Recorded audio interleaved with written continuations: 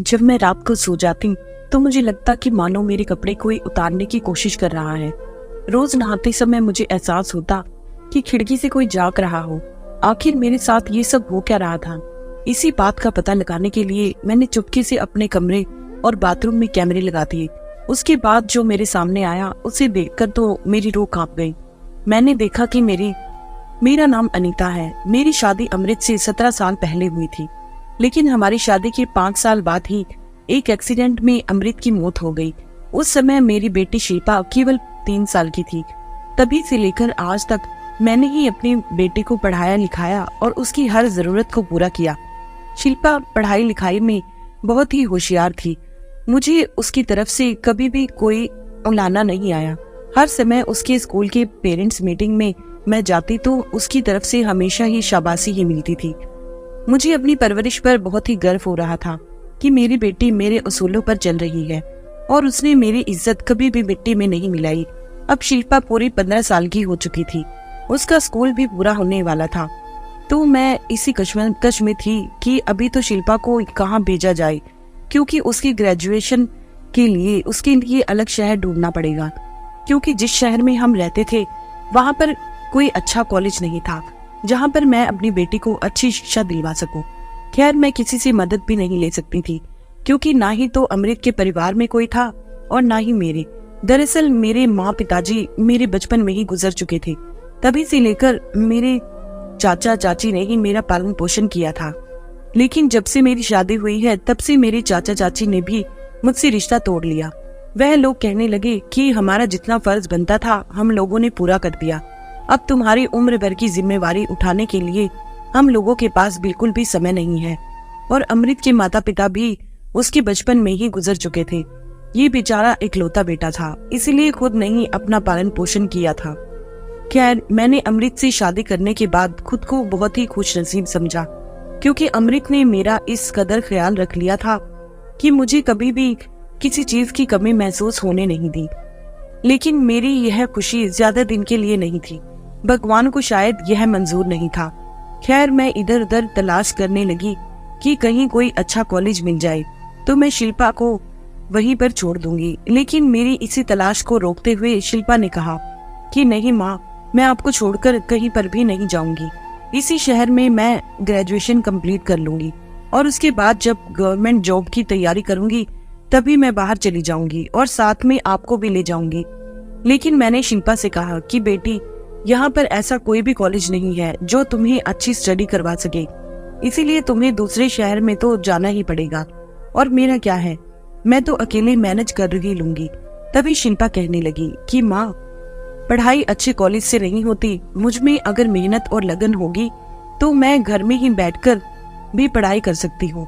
खैर, शिल्पा की बातें मुझे बहुत ही अच्छी लग रही थी, इसीलिए मैंने उसके लिए इसी शहर में कोई एक कॉलेज देखा और उसकी ग्रेजुएशन का इंतजाम करने लगी। खैर, ऐसे ही दिन निकलते गए। अब शिल्पा ग्रेजुएशन में पहुंच चुकी थी। वह रोज कॉलेज जाती और वापस घर आ जाती। लेकिन मेरा मन तो हर समय घबराहट में ही लगा रहता था कि पता नहीं शिल्पा इस कॉलेज में कैसे मैनेज कर पाएगी। दरअसल शिल्पा को जिस कॉलेज में दाखिला दिलवाया गया वह कॉलेज बिल्कुल भी ठीक नहीं था। उस कॉलेज में बिगड़ैल और आवारा लड़के ही पढ़ाई करते थे। मुझे हर समय डर रहता था कि कहीं शिल्पा कुछ गलत कामों में न पड़ जाए। लेकिन फिर कहीं पर मुझे अपनी बेटी पर बहुत गहरा विश्वास भी था। लेकिन मेरे पास इसके अलावा कोई ऑप्शन नहीं था, क्योंकि शहर से बाहर शिल्पा जाना नहीं चाहती थी और इस शहर में इस कॉलेज के अलावा कोई कॉलेज नहीं था। इसीलिए मुझे मजबूरी में आकर शिल्पा का इस कॉलेज में एडमिशन करवाना पड़ा। खैर, मुझे अपनी बेटी पर पूरा विश्वास होने की वजह से अपने मन को समझा लेती कि शिल्पा कभी ऐसा कोई काम नहीं करेगी जिसकी वजह से मुझे झुकना पड़े। खैर, दोपहर का समय हो गया। अभी तक शिल्पा कॉलेज से नहीं लौटी थी, क्योंकि आज वह सुबह कह रही थी कि मैं सिर्फ एक ही क्लास को अटेंड करूंगी, उसके बाद मैं जल्दी ही घर आ जाऊंगी। लेकिन आज तो दोपहर होने को चली है, लेकिन वो आई नहीं। मैंने उसके कॉलेज में फोन किया तो उन्होंने कहा कि शिल्पा की दूसरी क्लास लग रही है, इसकी वजह से वह नहीं आ पाई। खैर, अब मेरे मन को शांति आ गई कि वो पढ़ाई की वजह से ही नहीं आ पाई थी। खैर, एक दिन रात को मैं सो रही थी तो मुझे लगा मानो कोई मेरे शरीर को टच करने की कोशिश कर रहा है और मेरे कपड़े उथल पुथल कर रहा है। लेकिन मैंने उस चीज को अनदेखा कर दिया। दरअसल जब से अमृत की मौत हुई है उसके बाद से मुझे कभी भी नींद नहीं आती थी, जिसकी वजह से मैंने डॉक्टर से परामर्श लेकर नींद की दवाई शुरू कर दी थी। और नींद की दवाई इतनी तेज थी कि लेते ही मुझे नींद आ जाती और सवेरे तक मुझे पता ही नहीं चलता था कि मेरे साथ क्या होता है। शायद इसी वजह से मैं अपनी आंख ही नहीं खोल पाती थी, लेकिन मुझे महसूस जरूर होता था कि मेरे साथ कुछ ना कुछ तो हो रहा है। सवेरे उठकर देखती तो मेरे कपड़े भी उथल पुथल होते थे, मानो मेरे शरीर के साथ कोई हलचल की गई है। लेकिन मैं उस चीज को अनदेखा कर देती क्योंकि मेरे घर में मेरी बेटी शिल्पा और मेरे अलावा कोई नहीं था और दरवाजे खिड़कियां इस कदर बंद कर दी गई होती थी कि घर में कोई कितनी भी कोशिश कर ले नहीं घुस पाता। इसीलिए मैंने इस बात को हमेशा ही अनदेखा कर दिया और अपना वहम समझने लगी। दरअसल मेरी शादी बहुत ही छोटी उम्र में अमृत से कर दी गई थी और मुझे हमेशा से ही अपने शरीर का ख्याल रखने का पूरा शौक था।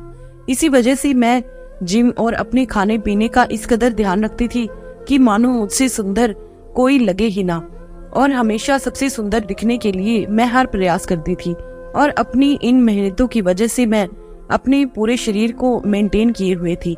मुझे देखकर कभी भी नहीं लगता था कि मैं एक विधवा हूँ। लेकिन जब से अमृत की मौत हुई है उसके बाद से मैंने अपने साज श्रृंगार छोड़ दिया है, लेकिन अपनी बॉडी और गोरे रंग की वजह से आज भी मैं खूबसूरत लगती थी। और शायद यही वजह थी कि अमृत के जाने के बाद मेरे पास शादी के बहुत से रिश्ते आए और मुझे अपनी बेटी के साथ ही स्वीकार करने की बात रखी गई। लेकिन मैं अपनी बेटी के भविष्य को बिगाड़ना नहीं चाहती थी, क्योंकि मैं नहीं चाहती थी कि अपनी बेटी को कोई दूसरा पिता मिले और मैं अपनी जरूरतों के लिए अपनी बेटी को नरक में धकेल दूं। मुझे यह बिल्कुल भी मंजूर नहीं था कि कोई भी मेरी बेटी को उस नजर से देखे और सौतेलेपन का एहसास करवाए, क्योंकि ऐसा कोई भी इंसान नहीं होता जो दूसरे की बेटी को अपनी बेटी की तरह ही एक्सेप्ट करे। कहीं ना कहीं तो कोई रंजिश रह ही जाती है। मैं इसी बात को ध्यान में रखते हुए अपनी पूरी जिंदगी अकेले गुजारने के लिए तैयार हो गई, क्योंकि मुझे अपनी बेटी शिल्पा का भविष्य सुधारना था। खैर मेरी यह कोशिश भी सफल रही और शिल्पा बड़ी होती जा रही थी और वह भी मेरी तरह अच्छे रास्ते पर चलते हुए अच्छी पढ़ाई कर रही थी। और मुझे पूरा विश्वास था कि वह एक ना एक दिन मेरा और अपना नाम जरूर रोशन करेगी। लेकिन कुछ दिनों से मेरे साथ जो हरकतें हो रही थी उसके बाद से तो मेरा मन बहुत बेचैन रहने लगा। शुरू में तो मुझे वह वहम लगा, लेकिन अब यह मेरा वहम नहीं था, क्योंकि हर रोज एक ही बात होना भला कौन सा वहम होता है। यूं रात को सोते ही मेरे कपड़ों को उतारने जैसा एहसास होना और मेरे शरीर को ऐसे मानो कोई छू रहा हो। भले ही मैं नींद में हूँ, लेकिन इतनी भी बेवकूफ नहीं कि मुझे कुछ समझ में नहीं आए। फिर मेरे मन में आया कि मैं पता लगाऊं तो लगाऊं कैसे। मुझे तो कुछ समझ में नहीं आ रहा था और मैं बिना नींद की गोली खाए भी नहीं सो सकती थी, क्योंकि जिस दिन मैं नींद की गोली नहीं खाती उस दिन नींद की प्रॉब्लम तो होती ही, साथ ही उसके साथ मेरा पूरा शरीर दुखने लगता। मुझे चक्कर जैसे आने लगते और उल्टियां शुरू हो जाती। मैं अपने शरीर को बिल्कुल भी ना संभाल पाती, इसीलिए मुझे सोने से पहले वह गोली लेनी ही पड़ती थी। और वह गोली लेने के बाद तो मेरे साथ क्या होता था इसका मुझे जरा भी नहीं पता चलता। और सवेरे उठकर देखती तो यह सब हुआ मिलता। मेरी 15 साल की बेटी मेरे पास ही सोती थी। दरअसल उसे अकेले सोने में बहुत ही डर लगता था। मैं उसे बहुत बार कहती कि अब तुम बड़ी हो गई हो और पढ़ाई भी करती हो, इसीलिए अलग सो जाया करो, लेकिन वो कहती नहीं माँ, मुझे आपके बगैर नींद नहीं आती। खैर वो मेरे पास ही सोने लगी। देर रात तक पढ़ाई करने के बाद वह मेरे साथ मेरे ही बेड पर सो जाती।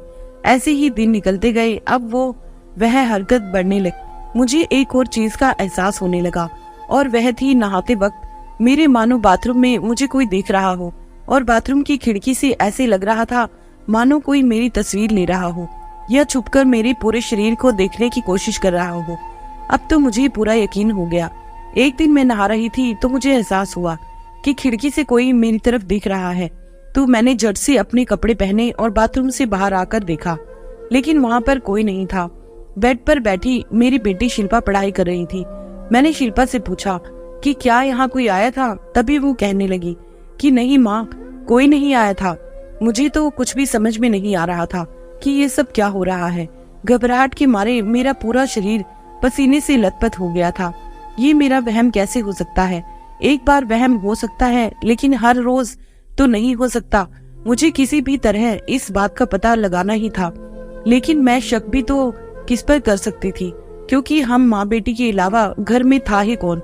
फिर एक रोज मुझे बैठे हुए ख्याल आया कि कोई इंसान तो हो नहीं सकता, कहीं इस घर पर किसी बुरे आत्मा का साया तो नहीं, जिसकी वजह से मुझे ऐसे अजीबोगरीब हरकत का सामना करना पड़ता है, क्योंकि मैं शुरू से ही एक अंधविश्वासी ही थी। मुझे ये पता था कि अंधविश्वास करना सही नहीं है, लेकिन मेरी मानसिक स्थिति इस कदर अंधविश्वास से घिर चुकी थी कि मुझे हर भूत प्रेत की छोटी बड़ी बातों पर विश्वास हो जाता था। शायद यही बात अब मेरे मन में आ चुकी थी कि हो ना हो इस घर पर कोई काला साया जरूर है, जिसकी वजह से मेरे साथ ऐसी हरकतें होती हैं। और मेरा यह ख्याल भी बिल्कुल सही था। मेरी बेटी और मेरे अलावा इस घर में कोई रहता भी नहीं था। रहना तो दूर, घर पर कोई आता भी नहीं था। और हमारा घर इस कदर बना हुआ था कि चारों तरफ से दरवाजे बंद होने के बाद हम लोगों की बिना परमिशन कोई घर में भी घुस नहीं सकता था। इसीलिए इसे काला साया समझते मुझे ज्यादा समय नहीं लगा। एक दिन मेरे मन में आया कि कहीं मेरी जैसी हरकतें शिल्पा के साथ तो नहीं हो रही हैं। तभी मैंने बातों ही बातों में शिल्पा से पूछा कि बेटे, कभी तुम्हें रात में कुछ हलचल सी लगती है, मानो तुम्हारे शरीर के साथ कोई छुअन कर रहा हो? तभी मेरी बेटी ने कहा, माँ ऐसी बातें क्यों कर रही हो? ऐसा भला कैसे हो सकता है? मेरे साथ ऐसा कुछ भी नहीं होता है। अब मेरे मन को शांति आ गई कि शुक्र है मेरी बेटी शिल्पा इन सब से बची हुई है। लेकिन मुझे अपने बारे में भी तो डर लग रहा था कि पता नहीं क्या हो रहा है। मैं जब भी यह बात सोचती तो मेरे रोंगटे खड़े हो जाते। आखिर मैं ये बात किससे शेयर कर सकती थी? मेरा था ही कौन जिससे मैं अपनी समस्या के बारे में बता सकूं? खैर, अपने अंधविश्वास के चलते मैंने एक बाबा के पास जाना जरूरी समझा और उनके आश्रम में चली गई। वह प्रेतों का निवारण करने के लिए झाड़ फूक करते थे। मैं उनके पास जा खड़ी हुई और अपनी सारी परेशानी बताते हुए मुसीबतों का इलाज पूछने लगी। तभी बाबा जी कहने लगे कि तुम्हारे घर में किसी प्रेत आत्मा का साया है और तुम्हें इसका निवारण जल्द से जल्द करवाना होगा, वरना वह प्रेत आत्मा तुम्हारे शरीर को नोच खाएगी। अब तो मुझे और भी ज्यादा डर लगने लगा है। लेकिन फिर मेरे मन में ख्याल आया कि प्रेत आत्मा भला कब से शरीर के साथ ऐसा कुछ करने लग गई। लेकिन मेरे अंधविश्वास के आगे मेरी यह सोच ज्यादा देर तक ना टिकी।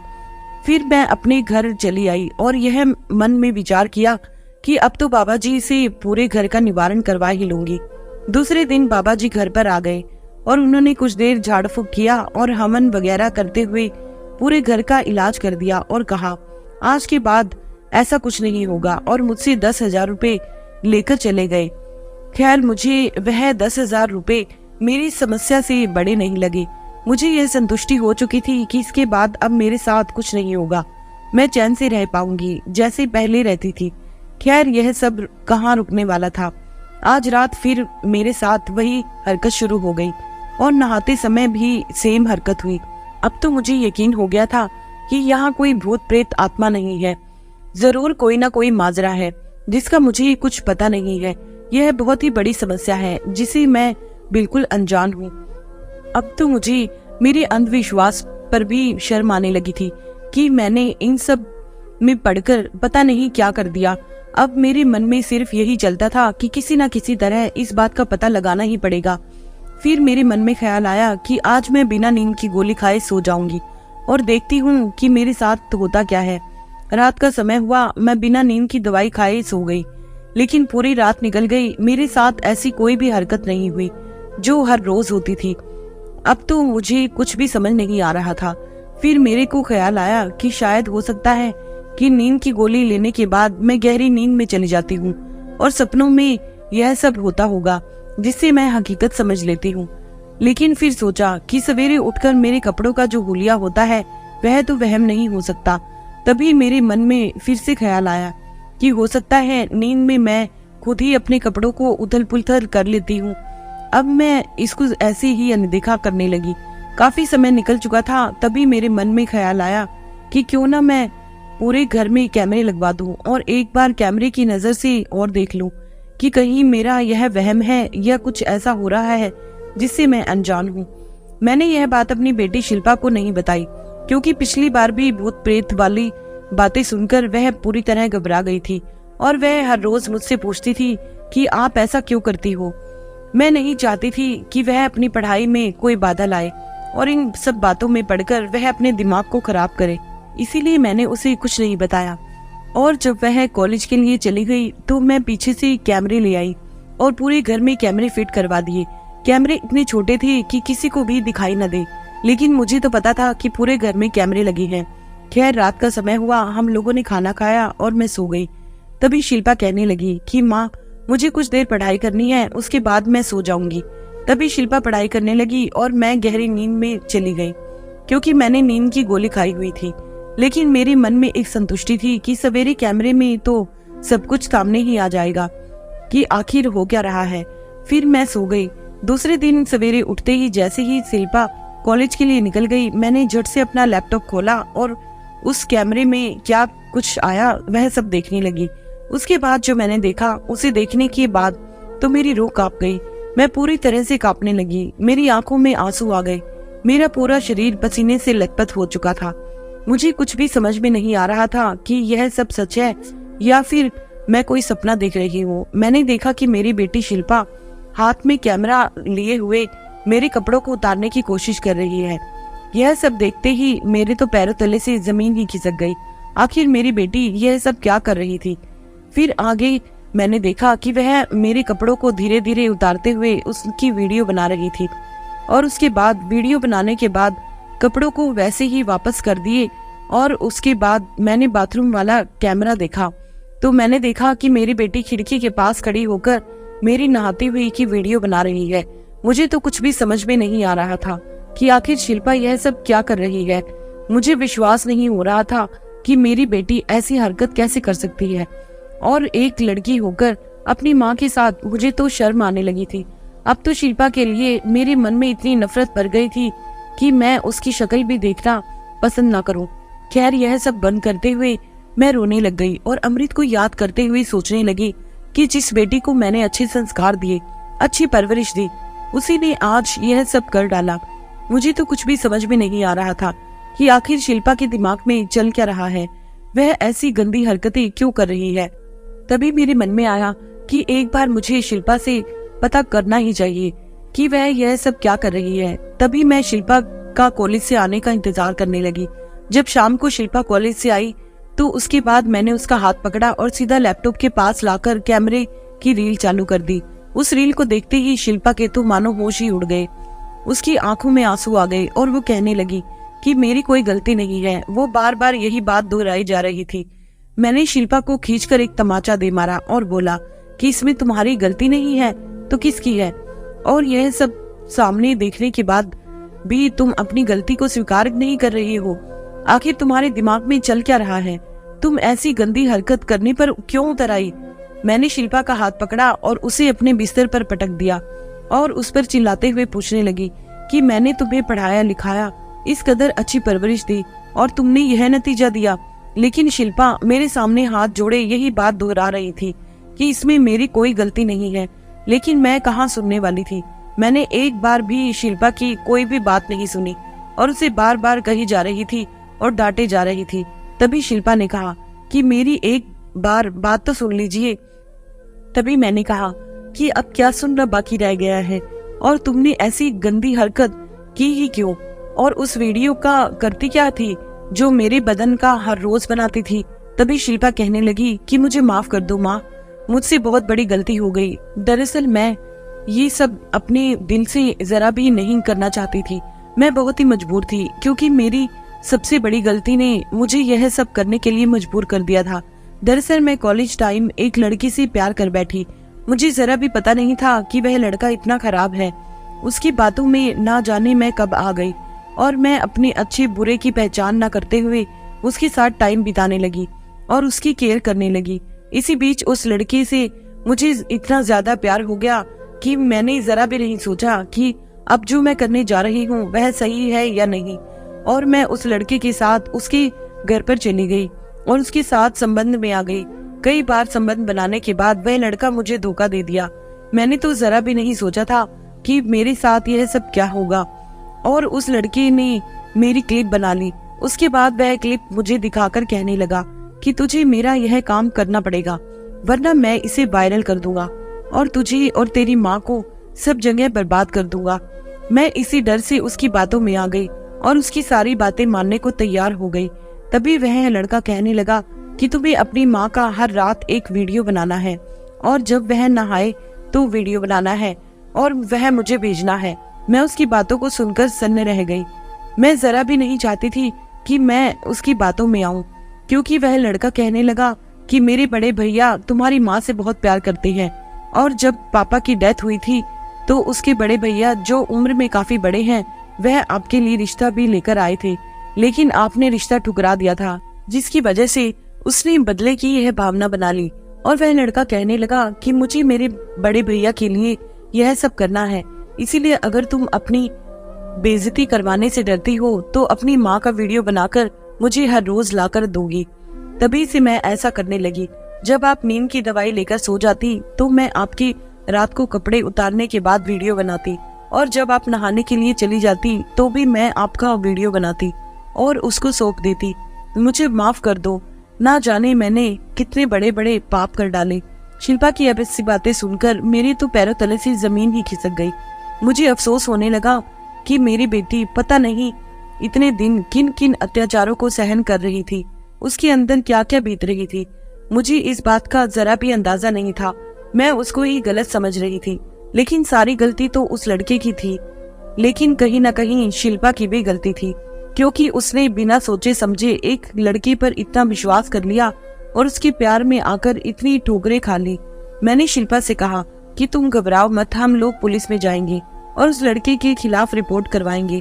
तभी शिल्पा कहने लगी कि नहीं माँ, हम दोनों की ही क्लिप उसके पास है, अगर उसने वायरल कर दी तो।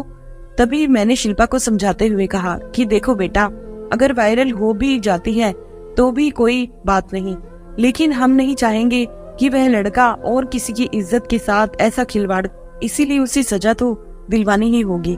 खैर यही सब सोचकर हम लोग पुलिस में गए और पुलिस ने हमारी बात को गहराई से सुना और उन लोगों को पकड़ लिया गया और हमारी क्लिप भी डिलीट करवा दी गई। अब मेरी सांसों को चैन आया और मैंने शिल्पा को गले से लगा लिया और उससे कहा कि आज के बाद कभी भी ऐसा काम मत करना जो आगे चलकर बहुत ही भारी पड़े।